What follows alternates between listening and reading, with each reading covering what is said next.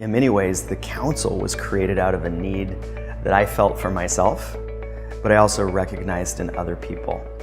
And that was to be in community with other ambitious entrepreneurs that were driven by impact and that wanted to make a difference in the world, and they wanted to realize more of their human potential through their business. I felt this really strong calling that the way I needed to better deliver and make the world a better place needed to come through the way that I make a living for myself and support myself. And then I knew that in order to do that, I would need a lot of support. I found that a lot of self-funded entrepreneurs often tried to operate in this place of almost being alone, right?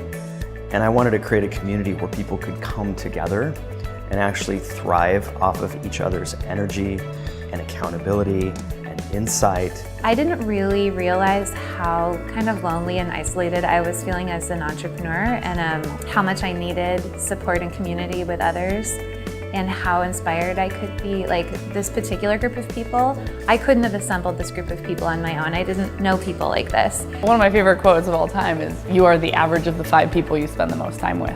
And I think that if you want to be successful in anything that you're doing, if you don't have a supportive community and a coach and people that get it and get you and get what you're up to, it's just so much harder.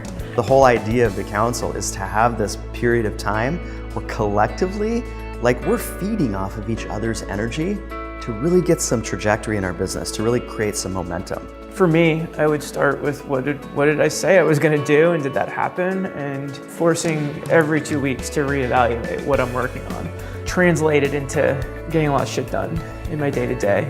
2 of my big values are play and adventure, and those are values personally, but also in business for me. So having a farm-to-table dinner in the middle of a field on a farm. When you can just connect with people and relax over like some amazing food, I think it's magical. Going to a ping pong place and playing ping pong, that's part of the layers that really make this fun and engaging for me. My question is always, how do I make it easier and more fun to do what I want to do, ultimately?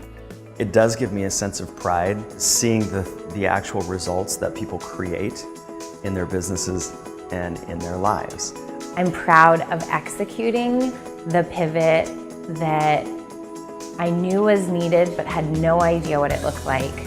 And I have 3 offerings on the new platform out in the world making money. Generally speaking, across the board, with how I have multiple streams of income and they're all up. There's been so many great results. Within a really short time span of just months, I grew my Instagram following from just 52 all the way up to almost 3,500. Like, people have shown up for each other. They've gone to the beach retreats, they've facilitated their own spaces and workshops and environments for connecting outside of the council itself. I was invited to be a part of facilitating a retreat for one of the other council members to create a strategy session out at the coast one weekend, and it was incredible. And I felt like I was able to not only help them, but also through the process learn and grow and build my own confidence. I love seeing people just like form those relationships and connect as visionary entrepreneurs. I really can't think of anyone who wouldn't benefit. All entrepreneurs are visionary, right? And I think Michael is so good about making space for that. It's just so 100%, 110% led from the heart. Everything's about integrity and like a bigger purpose. We're just a bunch of kick-ass, questioning, philosophical entrepreneurs. And when we come together, it feels like we've formed the A-Team. I'm grateful for just everyone that's collaborated, but mostly for the people that have said yes to themselves. I'm so grateful for Michael.